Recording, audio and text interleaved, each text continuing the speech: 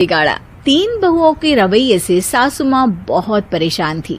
दरअसल बात ये थी कि तीनों बहुओं में किसी बात को लेकर अनबन हो गई थी। तब से ही तीनों एक दूसरे से मुंह फुलाए रहती थी। ना कोई सीधे मुंह किसी से बात करती, ना किसी का कहना मानती। पड़ोसी भी इस बात को जानते थे और जाने कैसे कैसे बातें भी करते। इसीलिए सासू माँ ने तीनों बहुओं को तुरंत अपने कमरे में बुलाया। मैं कई दिनों से देख रही हूँ, तुम तीनों अलग अलग सारे काम कर रही हो। ये सब नहीं चलेगा, तीनों को मिलकर ही काम करना पड़ेगा। सास की बात सुनकर एकदम से बड़ी बहू बोल उठती है।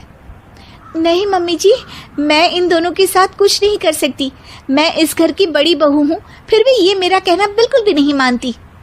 अरे जेठानी जी, जानबूझकर मुझे डबल काम करवाती है आप। और छोटी मुझसे टेढ़े मुंह ही बात करती है। इन दोनों के बीच हमेशा सैंडविच बन जाती है मेरी, और मैं हमेशा आलू की तरह बीच में मसली जाती हूँ।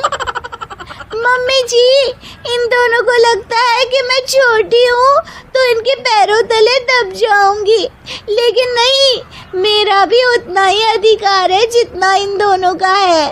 बड़ी आई दोनों मेरी चुगली करने के लिए, मुझे क्या कम समझ रखा है। तीनों बहू एक दूसरे से बहस करने लगती है और सास दोबारा ये देखकर टेंशन में आ जाती है और सबसे कहती है, चुप हो जाओ, अब से तुम तीनों सारे काम एक साथ करोगी। आंख बंद करके एक दूसरे की बात सुनोगी। तुम तीनों इस बात को गांठ बांध लो, वरना अगली छुट्टियों में तुम्हारा अपना मायके जाना कैंसिल। सास की बातें सुनकर डर के मारे तीनों हामी भर देती हैं। जी मम्मी जी, मैं समझ गई। हाँ मम्मी जी, जैसा आप कहें। आप जो कहेंगी मैं वही करूंगी।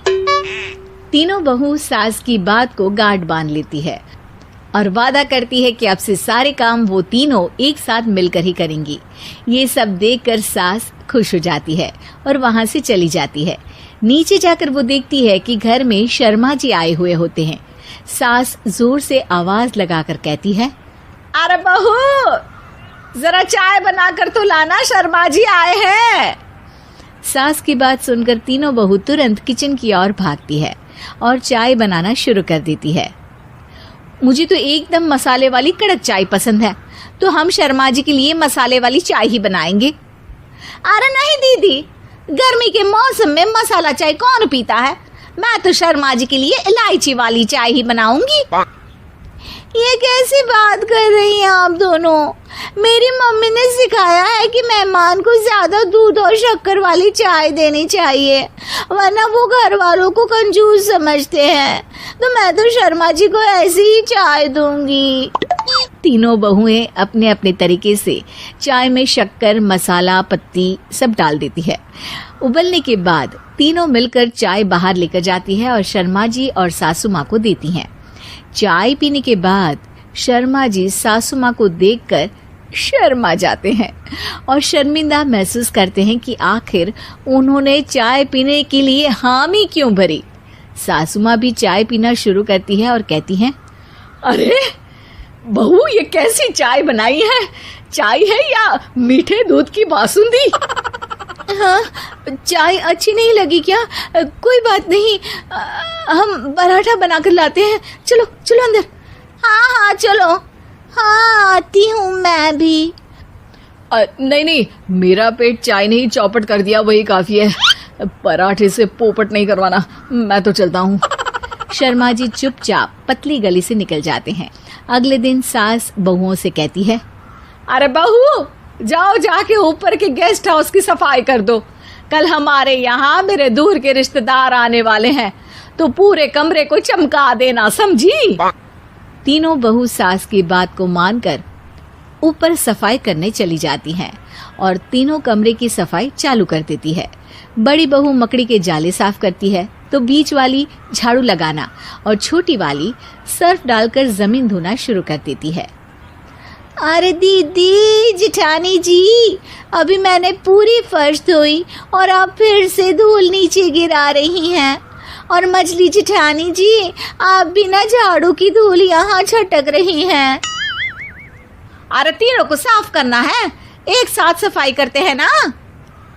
अरे वही तो, हम साथ साथ हैं, घर साफ साफ है। तीनों बहू ऐसे ही काम में उलझ जाती है और 2 घंटे तक एक ही कमरे की सफाई करती रहती है। बहुत देर से अपनी बहुओं को ना देखने के कारण सास ऊपर कमरे में उन्हें देखने जाती है, लेकिन कमरे में घुसती ही वो गीली फर्श पर फिसलने के कारण नीचे गिर जाती है। ओरी मोरी मैया, हड्डी मरोड़ के रख दी। आए मेरी तो कमर ही टूट गई रे। तीनों बहुएं सास को उठाती हैं और बिस्तर पर सुला देती है। अरे मेरे हाथ पैर दर्द कर रहे हैं, दबा दो, आराम मिलेगा। हाँ जी माँ जी।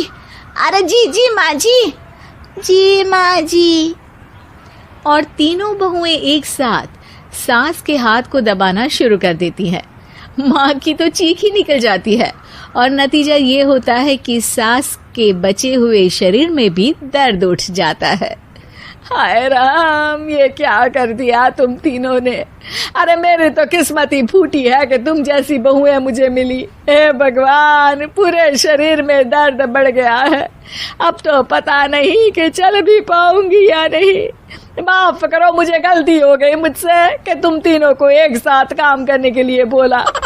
सोचा था तीनों मिलके अच्छे से काम करेगी, लेकिन बड़े बुजुर्ग सही कहते थे कि 3 तिगाड़ा काम बिगाड़ा।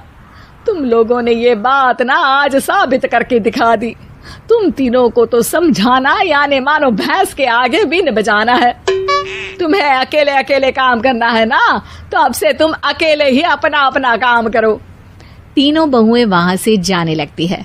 अरे कहाँ जा रही हो? आप ही ने तो कहा कि अपना अपना काम करो, तो मुझे मुल्तानी मिट्टी लगानी है। अरे मुझे भी तो नेल पॉलिश लगानी है, मुझे ना मेहंदी लगानी है।